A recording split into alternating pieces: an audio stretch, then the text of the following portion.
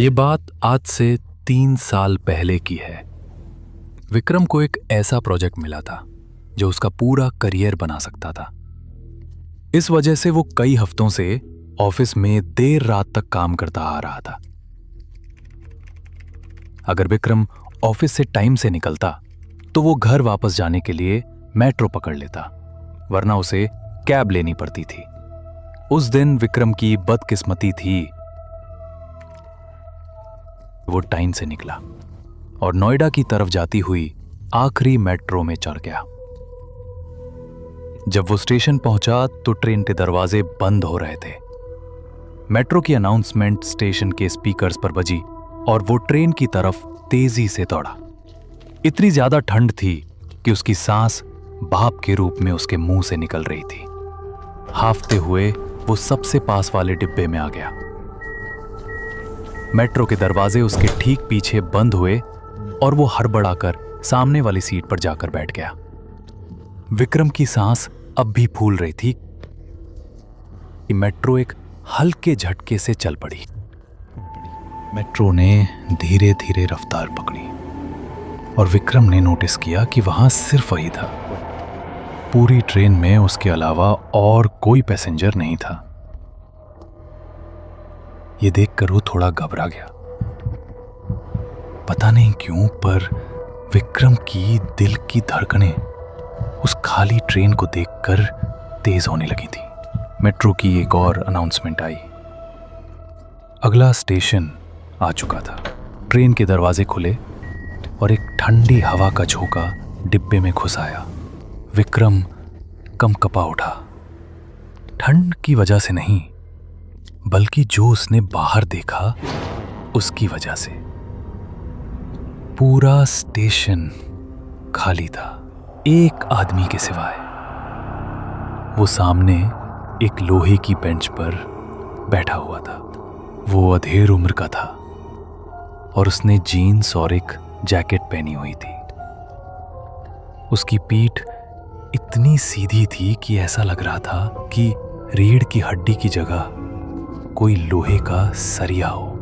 आंखें फाड़ कर वो आदमी कहीं दूर देख रहा था, जैसे किसी ने उसको चौंका दिया हो। उसकी बड़ी बड़ी आंखें ही बहुत थीं विक्रम को डराने के लिए। और जो चीज देखकर विक्रम की रूह कांप उठी वो थी उसकी मुस्कुराहट, एक कान से दूसरे कान तक खिंची हुई एक बेजान मुस्कान। वो एक भयानक पुतले की तरह बिना हिले डुले बस वहीं बैठा हुआ था।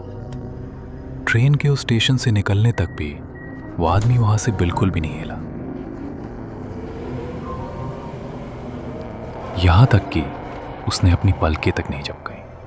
विक्रम की सांस में सांस आई और उसने अपना सर हिलाया और खुद पर हंसने लगा। उसने सोचा कि ये कोई डरने की बात नहीं थी, शायद कोई शराब पीकर बैठा होगा। वो ये सोच ही रहा था कि मेट्रो का अगला स्टेशन आ गया।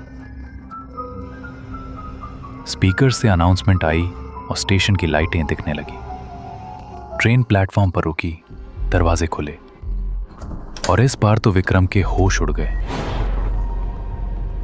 वो पूरा आदमी विक्रम के ठीक सामने फिर से उसी बेंच पर बैठा हुआ था।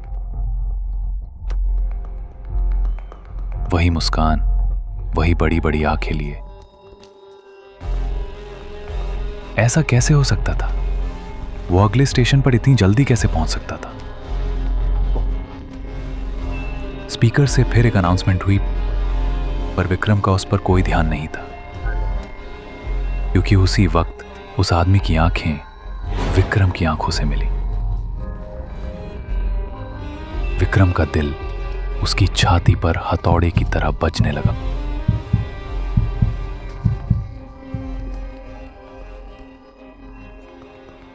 जैसे ही दरवाजे बंद हुए, विक्रम इंजन की तरफ जाने लगा।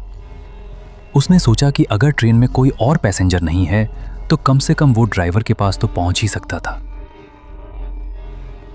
पर उसकी किस्मत खराब थी। उसके वहां तक पहुंचने से पहले ही ट्रेन अपने अगले स्टेशन पर पहुंच गई थी। दरवाजे खुलने लगे। इस बार वो आदमी बेंच पर बैठा नहीं था, बल्कि बेंच के किनारे खड़ा हुआ था। वो अब भी विक्रम को घूर रहा था। और फिर मेट्रो की अनाउंसमेंट आई और दरवाजे बंद होने लगे। इस बार विक्रम अगले स्टेशन से पहले ड्राइवर के कंपार्टमेंट तक पहुंच गया और लोहे की उस दीवार पर जोर से अपने हाथ मारने लगा। वो यही उम्मीद कर रहा था कि काश ड्राइवर उसकी आवाज सुन ले, लेकिन सामने से कोई जवाब नहीं आया। इतने में फिर अगला स्टेशन आ गया। दरवाजे खुले। उस प्लेटफॉर्म की लाइटें धीमी थीं। पूरी दिल्ली धुंध से ढकी हुई थी। इस बार वो आदमी विक्रम को कहीं नहीं दिखा, लेकिन फिर अचानक वो अंधेरे में रोशनी की तरफ आया और विक्रम की नजर उस पर गई। अब वो काफी ज्यादा डर चुका था। उसे समझ नहीं आ रहा था कि उसके साथ ये क्या हो रहा है। वो बूढ़ा आदमी अभी भी अजीब तरीके से चलता हुआ विक्रम की तरफ ही आ रहा था। वो किसी नॉर्मल इंसान की तरह नहीं, बल्कि किसी कठपुतली की तरह चलता हुआ उसके पास आ रहा था। एक और कदम उसे ट्रेन में अंदर ले आता। विक्रम का शरीर अकड़ने लगा और घबराहट में उसकी एक जोर की चीख निकली। वो ट्रेन के अंदर दूसरी तरफ के कंपार्टमेंट में भागने लगा। दरवाजे दोबारा बंद हुए और विक्रम को एहसास हुआ कि वो अब ट्रेन में उस आदमी के साथ बंद था।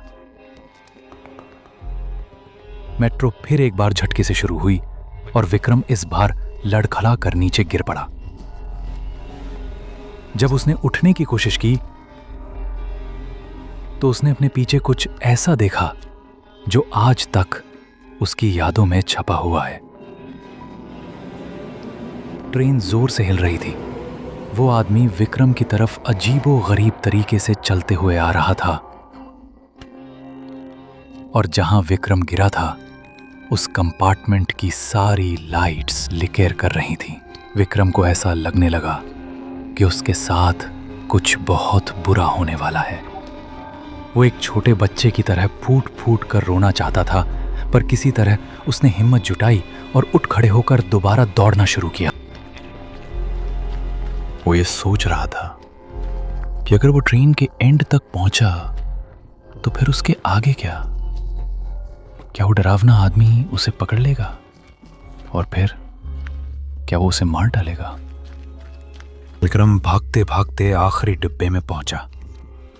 उसने अपने साइड में देखा कि अगला स्टेशन भी आ चुका था। विक्रम ने पीछे मुड़कर देखा। वो आदमी अब उसके बेहद पास था। उस डिब्बे की भी लाइट्स टिमटिमाना शुरू हो गई थीं।